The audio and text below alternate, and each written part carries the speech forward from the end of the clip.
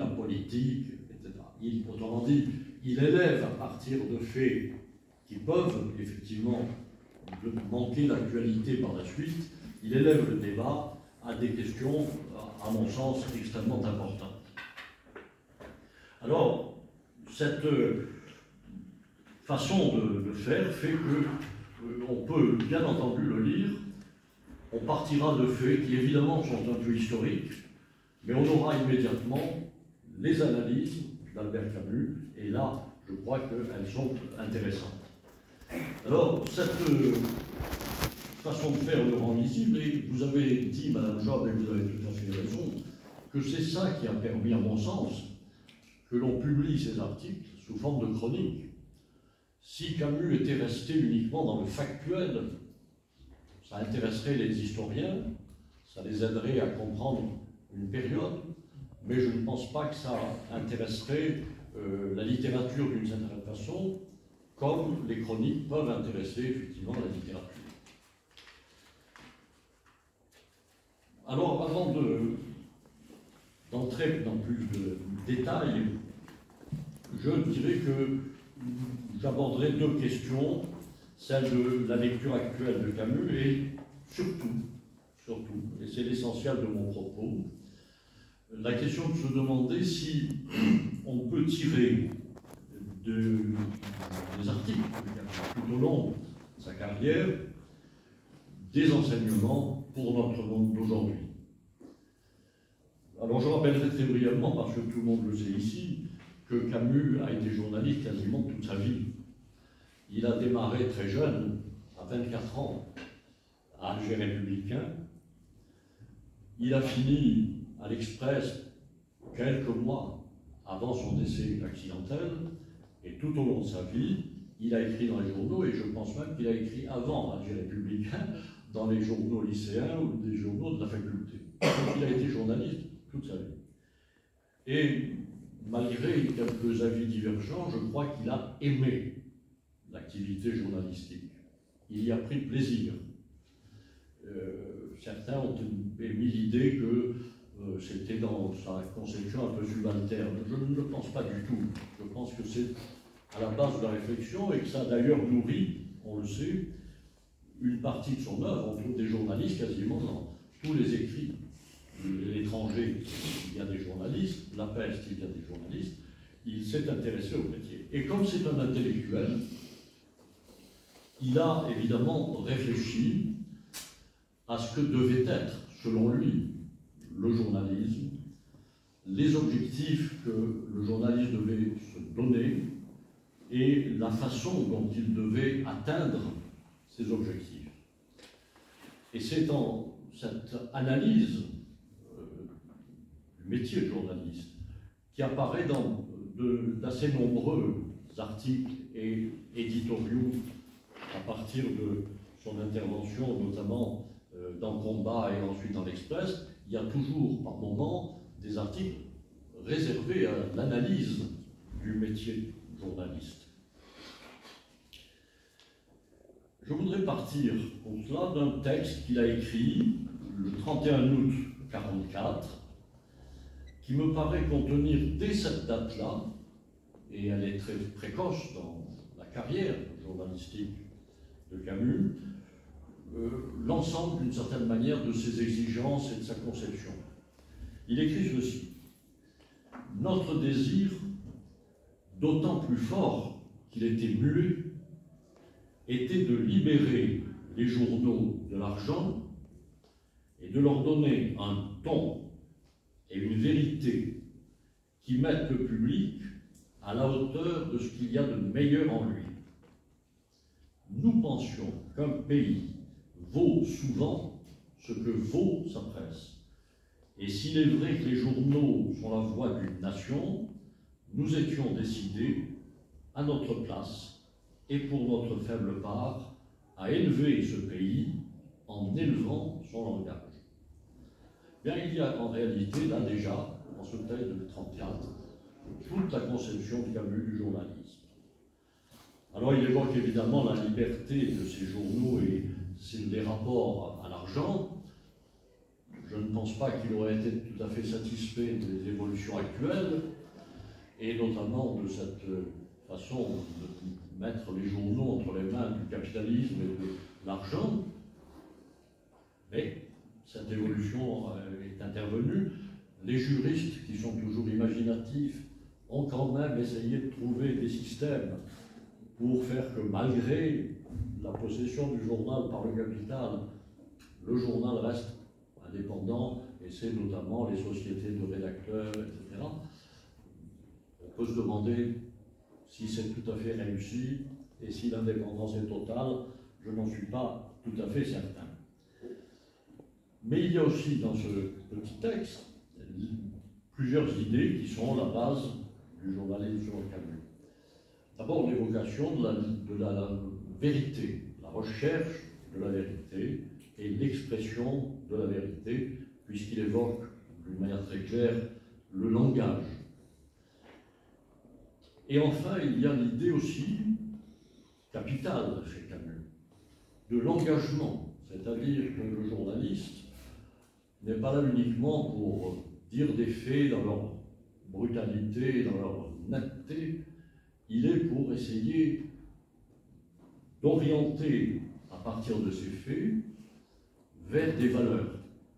Et c'est tout le problème de l'engagement de Camus. Alors reprenons peut-être très rapidement ces points. Rechercher la vérité. Vaste débat, en réalité.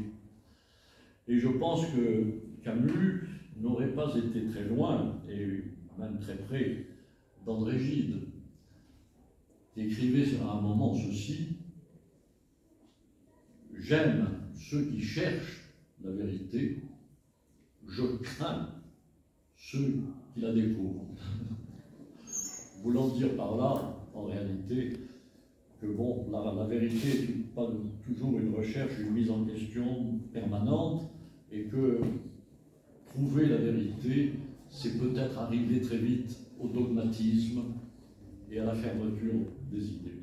Donc Gide le redoutait. Mais Camus aussi. Camus qui a dit s'il y avait un parti des gens qui doutent, j'en ferais partie. Autrement dit, à la base de la recherche de la vérité, il y a chez Camus, mais comme chez d'autres, essentiellement le doute et la recherche permanente. Le travail permanent pour que les faits soient correctement établis. Alors, on le sait, il a parfaitement, à mon sens, réussi dans cette recherche. Et si vous prenez ces 11 reportages de 1939 sur Misère en Kabylie, qui sont des textes, j'y reviendrai tout à l'heure, magnifiques. Il est évident qu'il effectue là un travail d'investigation de façon précisément à trouver la vérité profonde. Il aurait pu se contenter de rester dans les locaux d'Alger républicain. Il y avait quand même des documents du gouverneur général, il y avait des documents, des statistiques sur ce qui se passait en Kabylie. Non. Il va pendant 11 jours, jeune écrivain, car il a à peu près 25 ans, je crois, à ce moment-là, sillonner en quart, si on est en 39, la Kabylie qui n'est pas un pays d'accès facile à ce moment-là. C'est un pays assez difficile. Il va aller à la rencontre des gens, il va les entendre, il va les questionner, il va rapprocher tout cela de ce qu'il voit. Il va dire, il y a dans les Misères en Kabylie un peu les choses vues de Victor Hugo. Il voit les choses et il les dit. Il fait cette recherche. Il nourrit cette recherche également d'une documentation. Il y a dans les Misères en Kabylie des statistiques sur les écoles, sur les salaires qui sont donnés. On va dans le détail. On sait le salaire journalier, le salaire horaire. Il y a des analyses sur la situation de ces pauvres gens qui sont obligés de faire quelquefois des kilomètres le matin pour aller travailler. Et ça, il le voit et il le dit. Donc, il décrit tout cela de manière parfaite. Travail d'investigation pour atteindre au plus près la vérité. On a la même démarche dans un domaine très différent où il a excellé également, qui est la chronique judiciaire. Il a occupé tous les postes en journalisme, donc il fait de la chronique judiciaire. Mais il ne se contente pas, comme beaucoup de chroniqueurs judiciaires, d'assister à un procès, de rapporter ce qui s'y passe, les déclarations des témoins, les plaidoiries, les réquisitions du procureur de la République, les plaidoiries des avocats, et puis on a fait un compte-rendu du procès. Non. Il va en réalité faire lui-même sa propre recherche de la vérité dans cette affaire. Et vous avez deux affaires emblématiques dans ce domaine, l'affaire Michel Audente et l'affaire du chèque El Oghbi. Et dans ces deux dossiers, tout à fait démonstratifs de sa méthode, il va se livrer à une enquête sur l'enquête. Il va vérifier les témoignages, il va les confronter, il va entendre, il va rechercher dans le dossier tout ce qui peut aider à l'apparition de la vérité. Et de fait, il obtiendra dans les deux affaires l'acquittement de Michel Audente et l'acquittement du chèque El Oghbi. Et ça, c'est à cause d'un travail intellectuel approfondi de recherche de la vérité.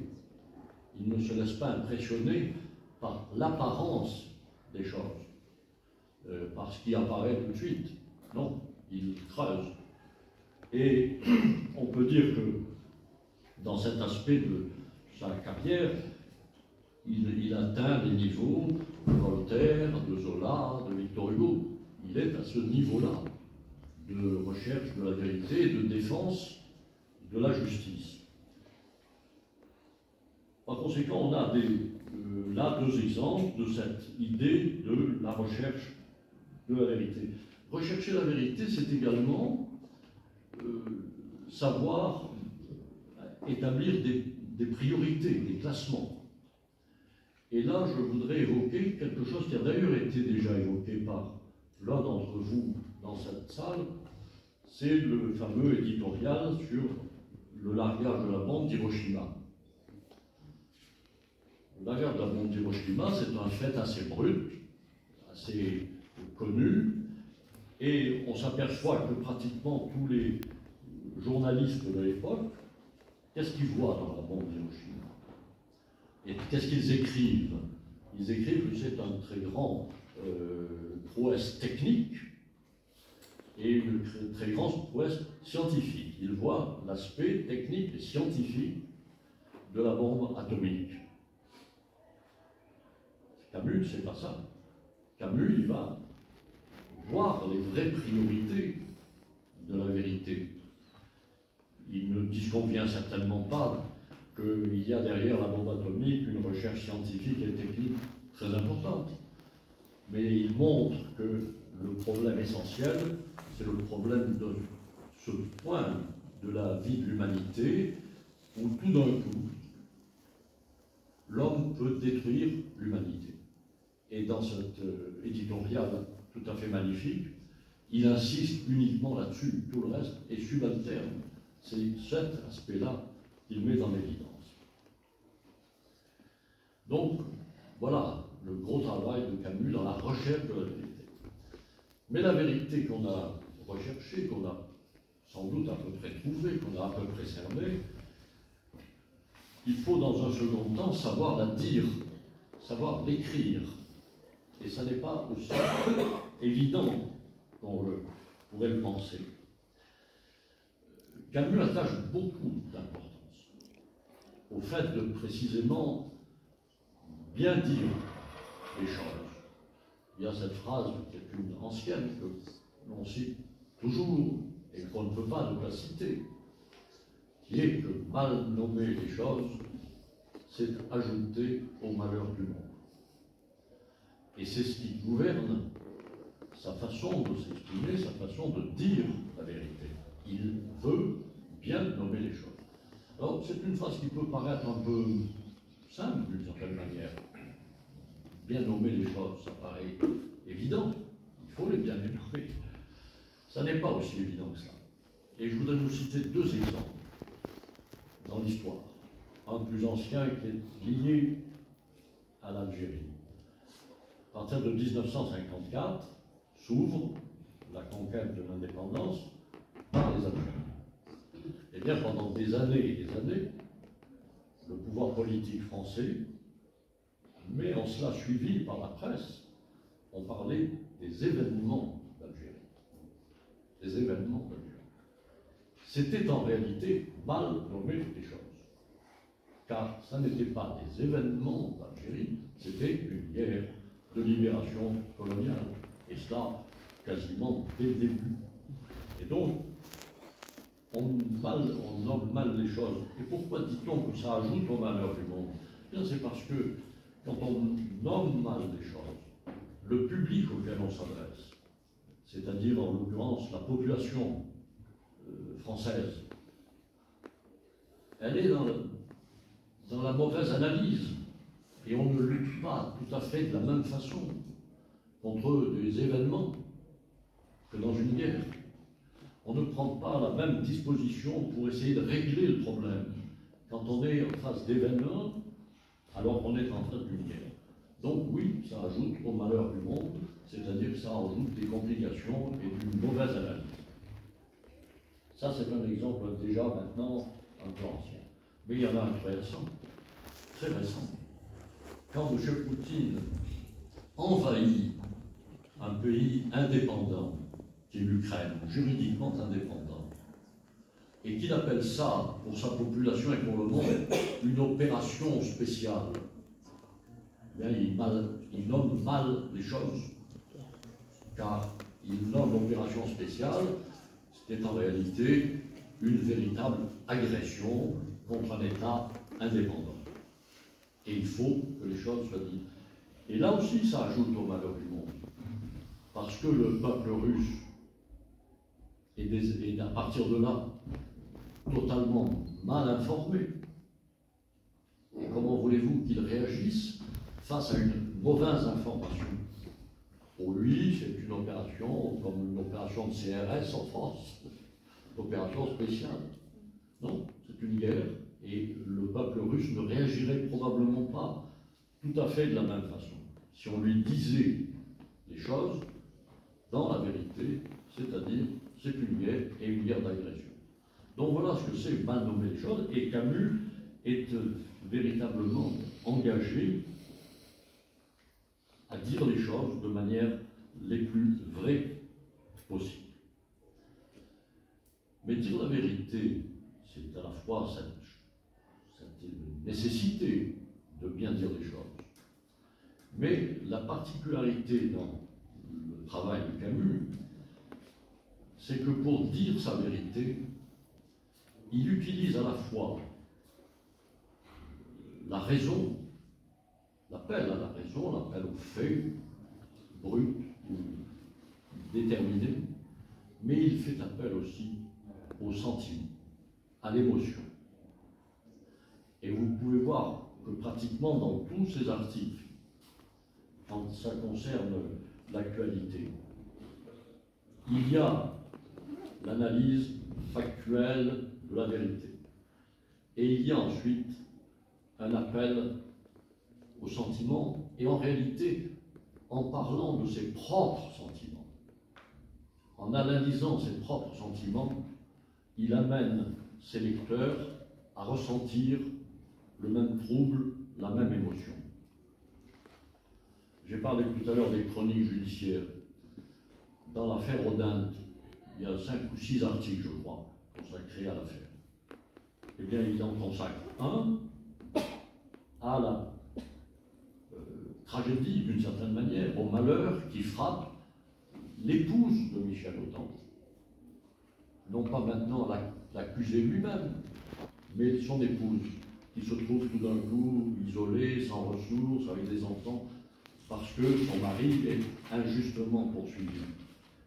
Et il fait appel là à sa propre émotion, parce qu'il est ému par la situation, et à l'émotion du public. Vous avez tout à fait la même chose dans les reportages de Misère en Kabylie. Et là, j'ai par contre oublié de ramener un livre, je voulais vous faire une lecture qui était intéressante. Dans Misère en Kabylie, il y a, comme je l'ai dit tout à l'heure, tout à fait factuel, des choses techniques, précises, de constatations, etc. Très clair. Mais il y a dans tous les articles un appel à l'émotion et au sentiment, et en tout cas il nous dit, lui, Camus, comment il réagit face à ces constatations, face à cette misère qu'il voit. Et il y a ce très beau texte que je vais essayer de vous résumer de mémoire, j'aurais préféré le lire parce que c'est beaucoup mieux écrit, dans lequel il dit à un moment, je viens de voir toute cette misère, et puis je suis avec un ami monté sur les hauteurs de la Kabylie, sur un paysage. Il y a là devant moi, dans le soir qui tombe, un paysage absolument somptueux, absolument magnifique. Mais je ne pouvais pas m'empêcher de penser que dans la vallée, il allait y avoir des gens qui ne mangeraient pas à leur faim. Et il dit cette phrase absolument superbe. Tout cela jeté comme un interdit sur la beauté du monde. Je vois la beauté. Mais cette beauté, elle me gêne parce qu'il y a dans la vallée la misère. Donc, oui, donc, voilà la façon dont il recourt à l'émotion. Et dans le fond, il n'est pas loin du Petit Prince de Saint-Exupéry qui disait « on ne voit bien qu'avec le cœur ». Et donc, c'est comme ça qu'il fait. Alors, je vais aller très vite parce qu'on m'annonce que j'ai 5 minutes pour la fin de cette analyse. Dans la fin de cette analyse, évidemment, je voulais parler de l'engagement, et il y a beaucoup à dire, mais on va résumer. Il est engagé, il défend des valeurs. Mais ce qui est capital de retenir dans le comportement de Camus, c'est que cette recherche de la valeur ne l'empêche pas de dialoguer avec l'adversaire, d'aller dans les flux de l'adversaire, de les étudier, éventuellement de les contester, éventuellement de les accepter. On a l'exemple de la polémique avec Mauriac, où au début ils s'affrontent sur l'idée de pardonner ou pas aux collaborateurs au moment de la libération, et il finit par dire Mauriac a raison finalement, parce qu'il voit les dérives de la justice répressive de la libération. Alors je peux quand même finir en rappelant des choses qui sont liées à l'engagement, mais c'est ce que n'aurait pas aimé Camus dans notre situation d'aujourd'hui et dans nos médias d'aujourd'hui.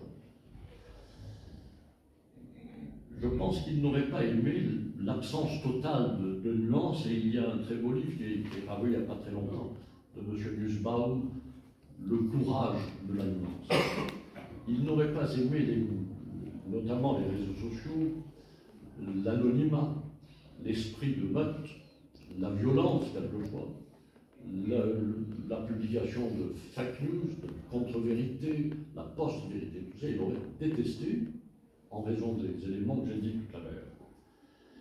Il aurait également, je pense, détesté notre société de transparence, telle qu'on la veut aujourd'hui, où lorsqu'on est un personnage un peu en vue, avec un peu de pouvoir, on doit être absolument, j'allais dire, nu devant le peuple, et ce que j'appelle le journalisme du trou de la serrure, avec en plus la violation de règles et de protection que l'homme a mis des millénaires à créer, comme la présomption d'innocence, et que l'on bafoue continuellement aujourd'hui, et ça je pense que Camus n'aurait pas aimé.